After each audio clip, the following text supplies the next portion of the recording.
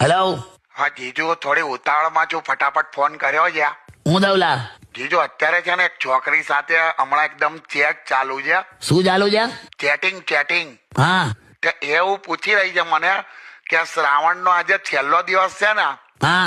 તો ઉપવાસ છે એનો, તે સાબુદાણાની ખીચડી ખાધી, મોરિયો ખાધો, બટાકાની ચિપ્સ ખાધી, શેકેલા સિંગદાણા ખાધા, કેળા ખાધા, તો હવે ભૂખ લાગે તો શું ખાવું?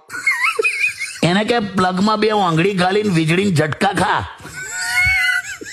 તો હું વાત કરો જીજુ, મૂકું યાર હું ફોન.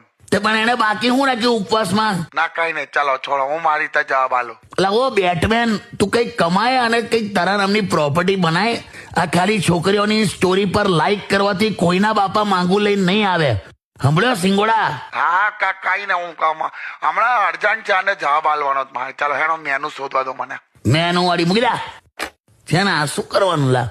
પણ મને એમ થાય કે આ મહેશભાઈ સાથે કોઈ ફેક આઈડી બનાવીને છોકરી બનીને વાતો નહીં કરતું હોય ને? થવા દે, એવું પણ થવા દે, વાંધો જ નહીં. કેમ? આ ફેક આઈડી વાળી છોકરીઓનું બહુ મહત્વ છે લા. એમ? આ લોકોના લીધે જ લાખો સિંગલિયાઓ શ્વાસ લઈ રહ્યા છે. બાકી ક્યારના ઉકલી જાય.